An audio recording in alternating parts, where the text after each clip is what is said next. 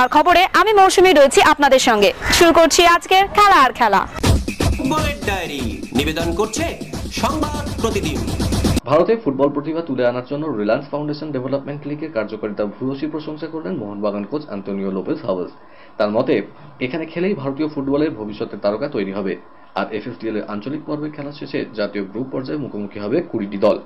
12 থেকে 26 এপ্রিল মুম্বাই, কোচিকোড, দিল্লি ও গোয়ার মাঠে 4টি গ্রুপে 5 দল ভাগ করে খেলাগুলি হবে। এর মধ্যে আছে ইস্টবেঙ্গল, বেঙ্গালুরু, পাঞ্জাব, নর্থ ইস্ট এবং রিলায়েন্স ফাউন্ডেশন ইয়াং চ্যাম্পস।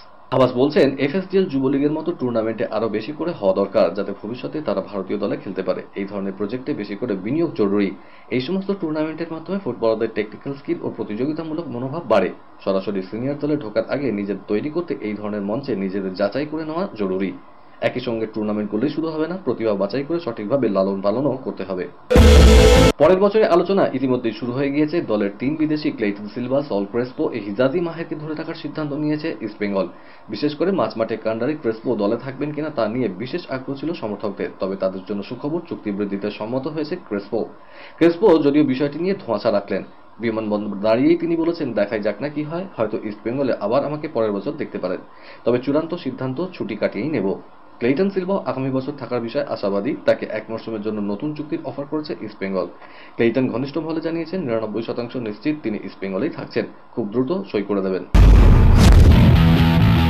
ক্রিকেটের ডায়েরি। আইপিএলের পরেই রয়েছে টি-20 বিশ্বকাপ। মেগা ইভেন্টের দল নির্বাচন এখনো হয়নি। দিন 15 বাদে চূড়ান্ত দল ঘোষণা করা হবে। এর মধ্যেই খবর, বিরাট কোহলির উপরে শর্ত চাপিয়েছে ভারতীয় ক্রিকেট কন্ট্রোল বোর্ড। টি-20 বিশ্বকাপে বল গড়ানোর আগে কোহলিকে নিয়েই জোর আলোচনা, জোর জল্পনা তিনি কি বিশ্বকাপের দলে ডাক পাবেন। কোহলিও নির্বাচক কমিটির কাছে জানতে চান তাকে নিয়ে কি ভাবা হচ্ছে, সুযোগ কি তিনি পাবেন টি-20 বিশ্বকাপের দলে। তার উত্তরে কোহলিকে জানানো হয়েছে, টি-20 বিশ্বকাপে রোহিত শর্মার সঙ্গে ওপেন করতে হবে কোহলিকেই। এতদিন ধরে অনুমান করা হচ্ছিল রোহিত শর্মার সঙ্গে ওপেন করতে নামবেন যশস্বী জয়সওয়াল বা শুভমান গিলের মধ্যে কেউ একজন। কিন্তু কোহলি ওপেন করলে গিল ও জয়সওয়ালের মধ্যে কোনো একজনকেই নেওয়া হবে বলে মনে করা হচ্ছে। ওপেন করতে নামলে নতুন বল সামলাতে হবে কোহলিকে। আইপিএলে আরসিবির হয়ে ওপেনিং করেন কোহলি। রোহিত ও কোহলি ওপেন করতে নামলে 3 নম্বরে নামার ক্ষেত্রে শুভমান গিলই অ্যাডভান্টেজ পাবেন। একসময় ছিলেন বিশ্বের 1 নম্বর অলরাউন্ডার, কিন্তু এবারে আইপিএলে ব্যাট হাতে কিছু করে দেখানোর মতো সুযোগ আসেনি রশিদ খানের সামনে।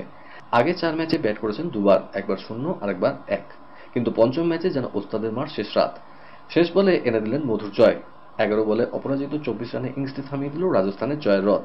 আফগান অলরাউন্ডারের দুরন্ত ইনিংসের পরে নানা দিক থেকে ভেসে আসছে প্রশংসা। সুনীল গাভাস্করের কথায়, যখন ব্যাট হাতে ওকে দরকার ও কিন্তু ঠিক চলে উঠল। সেই কারণেই যে কোনো ফ্র্যাঞ্চাইজির কাছে রশিদ খুব কাঙ্ক্ষিত একজন ক্রিকেটার। গাভাস্করের এই কথারই প্রতিধ্বনি শোনা গেল গুজরাট টাইটান্স অধিনায়ক শুভমান গিলের কথায়। তিনি বলছেন, শেষ বলে জয় ব্যাপারটার মধ্যে একটা অন্যরকম রোমাঞ্চ আছে। রশিদ সেটাই করে দেখালো, সেই জন্য ওর মতো খেলোয়াড়কে সবাই দলে চায়। লখনৌ সুপার জায়ান্টস হেরে গেলেও নজর কেড়েছেন আয়ুষ বাদৌনি। তার দাপটেই লড়াই করার মতো রান তুলেছিল লখনৌ। বাদৌনি তার 35 বলে 55 রানের ইনিংসের জন্য ধন্যবাদ জানিয়েছেন অস্ট্রেলীয় কোচ জাস্টিন লাঙ্গারকে, যিনি লখনৌয়েরও কোচ। সেই ইনিংসের পর তিনি বলেছেন, আমার সঙ্গে লাঙ্গারের সম্পর্ক খুব ভালো। গত বছর আমি অস্ট্রেলিয়া গিয়েছিলাম, সেখানে লাঙ্গার আমাকে অনেক কিছু শিখিয়েছে। আমার খেলার উন্নতি নেপথ্যে লাঙ্গারের বড় ভূমিকা রয়েছে। এই অনুষ্ঠানের জন্য স্মার্ট তরুণী অ্যাঙ্কার শীঘ্রই প্রয়োজন। আগ্রহীরা আজই ফোন করুন 9836938876 9836938876। রয়্যাল চ্যালেঞ্জার্স ব্যাঙ্গালোরের বিরুদ্ধে ব্যাট হাতে জ্বলে উঠলেন ঈশান কিষান। 34 বলে 69 রান করেন তিনি। আরসিবির রান তাড়া করতে নেমে ঈশান কিষানই ইনিংসের ভিত্তিপ্রস্তর গড়ে তুলেছিলেন। হেন ঈশান কিষানকে নিয়ে জোর বিতর্ক হয় আইপিএলের আগে। ঘরোয়া টুর্নামেন্টে না নেমে বোর্ডের কন্ট্রাক্ট থেকে বাদ পড়েছেন। সেই বিতর্কিত অধ্যায় প্রসঙ্গে ঈশান বলেছেন, আমি অনুশীলন চালিয়ে গিয়েছিলাম, যখন খেলছিলাম না তখন অনেকে অনেক কথাই বলছিল। সোশ্যাল মিডিয়া আমাকে নিয়ে অনেক কথাবার্তা হয়েছিল। তবে এটাও মনে রাখা উচিত, এমন কিছু বিষয় থাকে যা সবসময় খেলোয়াড়দের হাতে থাকে না। দেশের মাটিতে 50 ওভারের বিশ্বকাপে চ্যাম্পিয়ন হওয়ার স্বপ্ন অপূর্ণ থেকে গিয়েছে। ফাইনালে অস্ট্রেলিয়ার কাছে থেমে গিয়েছিল অপ্রতিরোধ্য জয়রথ। রোহিত শর্মা সেই তিক্ত স্মৃতি ভুলতে পারেননি। তাই 22 গজ থেকে সরে যাওয়ার আগে দেশের হয়ে একবার অন্তত বিশ্বকাপ জিততে মরিয়া তিনি বলেছেন, অবসর নিয়ে ভাবার সময়টা এখনো আসেনি, ওটা নিয়ে সত্যি চিন্তা করি না। তবে এও যোগ করে বলেছেন, জীবন আপনাকে কোন দিকে নিয়ে যাবে তা আগে থেকে বলা সম্ভব নয়, কিন্তু এই মুহূর্তে আমি ক্রিকেট খেলে যেতে চাই। আর কয়েকটা বছর তো খেলবই, তারপর কি হবে সেটা জানি না। এই মুহূর্তে তার জীবনের লক্ষ্য কি রোহিত জানিয়েছেন, ভারতীয় দলের হয়ে একবার বিশ্বকাপ হাতে তোলা। মন প্রাণ থেকে আমি একবার অন্তত বিশ্বকাপ জিততে চাই। তার সঙ্গে রয়েছে 2025 সালের বিশ্ব টেস্ট চ্যাম্পিয়নশিপ ফাইনাল। আশা করব ভারতীয় দল ফাইনালে অবশ্যই খেলবে। খেলার খেলাতে সময় হয়ে গেছে এখন একটা ছোট্ট ব্রেকের। ফিরছি ব্রেকের পর, দেখতে থাকুন খেলা আর খেলা।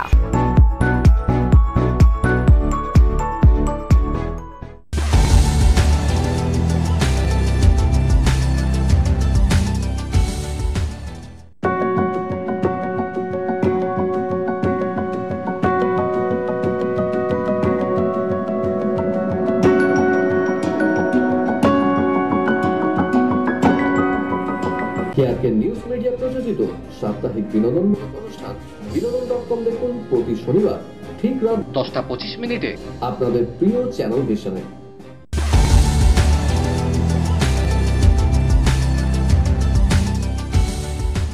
ব্রেকের পর ফিরে এলাম খেলা আর খেলাতে।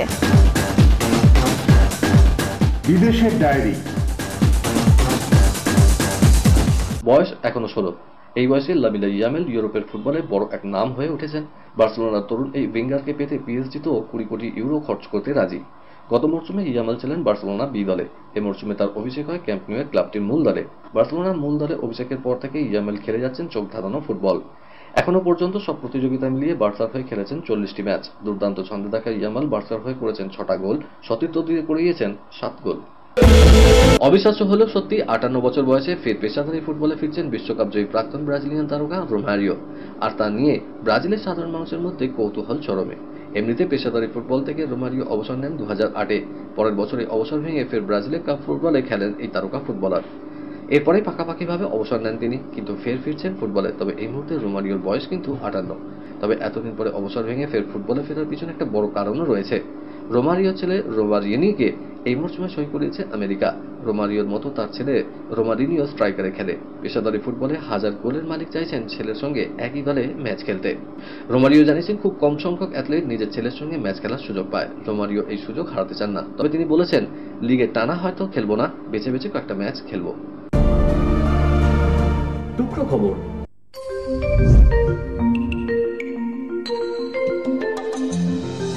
নতুন এক রেকর্ডের হাতছানি সায়নী দাসের সামনে।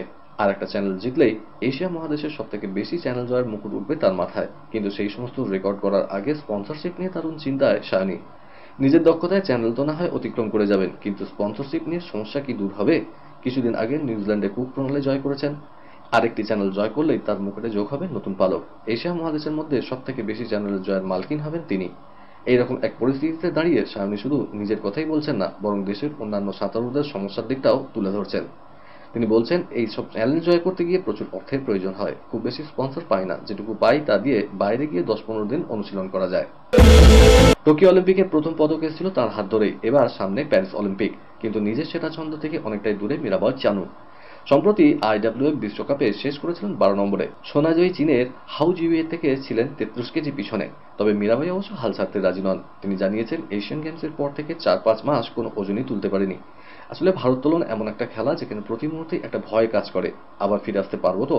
আমি যে আবার ফিরতে পেরেছি এটাই বড় কথা। হারানো আত্মবিশ্বাস অনেকটাই ফিরে এসছে। যা প্রস্তুতি নেওয়ার কথা, এখন আমি তার 70 ভাগ নিতে পারছি। হাতে অনেকটা সময় আছে। আশা করছি প্যারিস অলিম্পিকের আগে আবার সেই জায়গায় ফিরে আসতে পারবো। এই অনুষ্ঠানের জন্য স্মার্ট তরুণী অ্যাঙ্কার শীঘ্রই প্রয়োজন। আগ্রহীরা আজই ফোন করুন 9836938876 9836938876। পেশাদার হচ্ছে অলিম্পিক। অলিম্পিকে সোনা জিতলে এবার থেকে মোটা আর্থিক পুরস্কারও মিলবে। তবে সব ক্রীড়াবিদ এই সুযোগ পাবেন না। শুধুমাত্র অ্যাথলেটিক্সে চ্যাম্পিয়ন হলেই পাওয়া যাবে এই পুরস্কার। কারণ আন্তর্জাতিক অলিম্পিক কমিটি নয়, এই পদক্ষেপ করতে চলেছে বিশ্ব অ্যাথলেটিক্স। প্যারিস অলিম্পিক্সে অ্যাথলেটিক্সে 48 ইভেন্টে সোনাজয়ী অ্যাথলেটদের $50,000 পুরস্কার দেওয়ার কথা ঘোষণা করেছে তারা, ভারতীয় মুদ্রায়, যা মোটামুটি 42 লক্ষ টাকা। এক বিবৃতিতে পুরস্কারের কথা ঘোষণা করেছে WA। এই প্রথম কোনো আন্তর্জাতিক ক্রীড়া নিয়ামক সংস্থা সংশ্লিষ্ট খেলার অলিম্পিক ইভেন্টের জন্য আর্থিক পুরস্কার দেওয়ার কথা ঘোষণা করল। 2028 অলিম্পিকে অ্যাথলেটিক্সে পদকজয়ী সবাইকে আর্থিক পুরস্কার দেবে WA। প্যারিস অলিম্পিকের যোগ্যতা অর্জন পর্বের প্রতিযোগিতার আগে সর্বভারতীয় কুস্তি সংস্থার সভাপতির বিরুদ্ধে গুরুতর অভিযোগ আনলেন বিনেশ ফোগাট। দেশের অন্যতম সেরা মহিলা কুস্তিগিরের আশঙ্কা সঞ্জয় সিং তাকে ডোপিংয়ে ফাঁসিয়ে দিতে পারেন। সমাজ মাধ্যমে এমনই আশঙ্কা প্রকাশ করেছেন। সর্বভারতীয় কুস্তি সংস্থার প্রাক্তন সভাপতি ব্রিজভূষণ শরণ সিং এর বিরুদ্ধে আন্দোলনের অন্যতম প্রধান মুখ ছিলেন বিনেশ। ব্রিজভূষণের ঘনিষ্ঠ বলেই পরিচিত নতুন সভাপতি সঞ্জয় সিং। সে কারণে আশঙ্কায় রয়েছেন বিনেশ।